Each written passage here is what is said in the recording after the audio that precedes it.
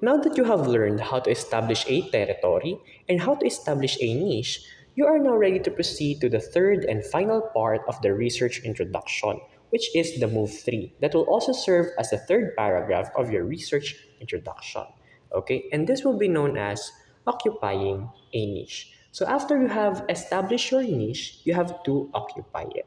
Okay, so after you have bridged, or let's say after you have established how you can bridge the research gap by presenting your study as a useful extension of the previous researches, in move 3, you will need to explain how your study, okay? Move 3 will explain how your study can contribute to the development of new knowledge and understanding. Okay? So in this part, you will now explain how your study can be used to fill in the research gap. Okay? You will now discuss how your study can help in the development of new knowledge, how it can address the, let's say, the research gap of the previous researches. Okay? And move 3 also consists of 4 steps, just like move 2. Okay? So let us have the first step in writing the move 3. So we have here an example.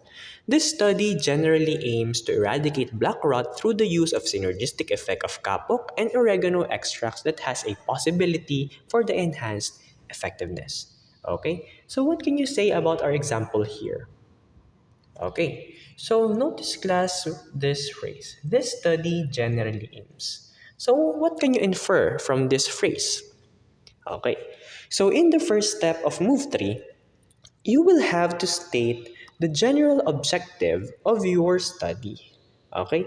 And it is expressed using only one sentence. Okay? So this is our first step in occupying a niche. And this will be known as outlining purposes. Okay, so outlining purposes will state the main goal or the main purpose of your study, and it is only expressed using only one sentence. Okay, and the main goal here, class, actually pertains to your general objective. Okay, so that is the first part of writing the move 3. Let's proceed to the next step. Okay, so we have the current study will argue that the combined effects of oregano extracts will be more effective as compared to the effectiveness of each individual plant species. Okay, so notice here the phrase will argue. Okay, notice how the claim is presented. Okay, so will argue. Is it in the past, present, or future tense? Okay, obviously it was presented in the future tense. And in the future tense, meaning to say the researcher will express, or let's say will discuss, what is expected out of their study.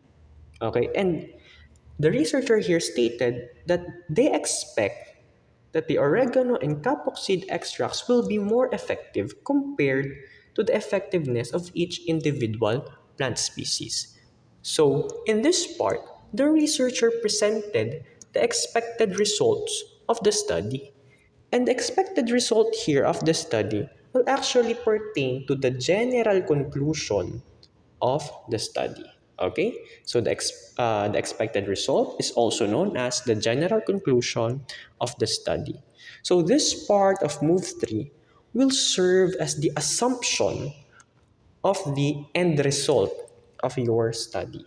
Okay, so in other words, this part will predict what will be your general conclusion. And this will serve as the second part of step 3 known as announcing present research. So in announcing present research, you must express the expected result of the study that will serve as the general conclusion of your research study. Okay? You must predict your expected result. So after you have announced the general conclusion of your study, what will be the next one? Okay, so let us have this example. The results will show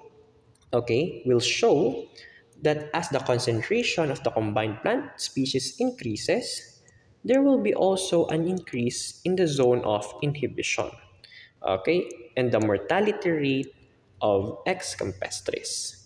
Okay, so here class, notice that the general conclusion from step 2 is supported by this specific findings. So what are our specific findings? So as the concentration of the combined plant species increases, the zone of inhibition and mortality rate will also increase. So these are examples of specific finding. Okay, so meaning to say class, does this part support your step 2? Does this part support your general conclusion? Okay, obviously it supports the general conclusion. And to support the general conclusion, you must present the specific findings, okay, of your research. Okay, so this will be also, let's say, an assumption of what are the specific findings in your research. That's why we use the future tense will show.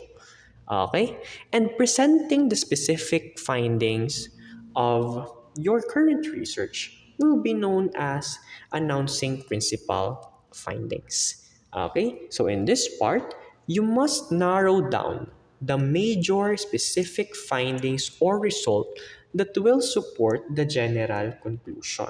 Okay, or meaning to say, step 3 will support step 2. Okay, and it is in the future tense because you will be predicting what will be your specific results or major findings. Okay, and that will be step 3.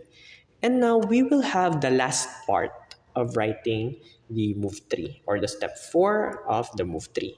So we have here, this paper is structured as follows: introduction, related literature and studies, methodology, results in discussion, as well as conclusions and recommendations. Okay, so what can you notice about this part class?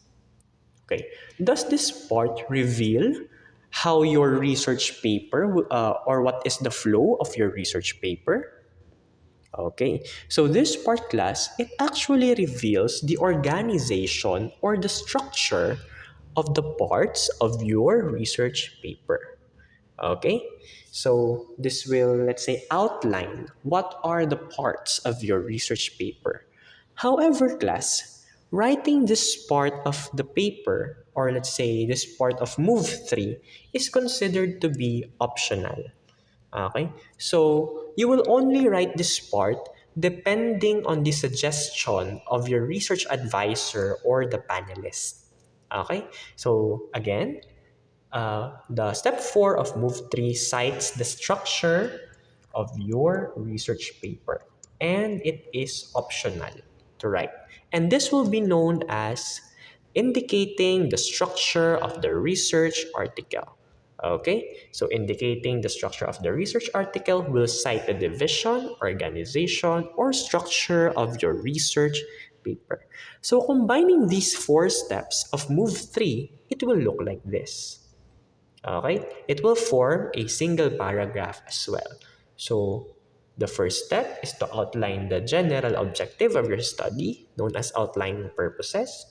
The step 2, you will have to predict your general conclusion, to announce the present research. Step 3, you will have to predict and outline the major specific findings to announce your principal findings.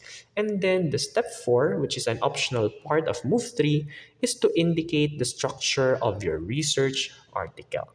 Okay, so this will be the end of writing the third move of your research introduction. So combining the 3 moves, the research introduction shall look like this.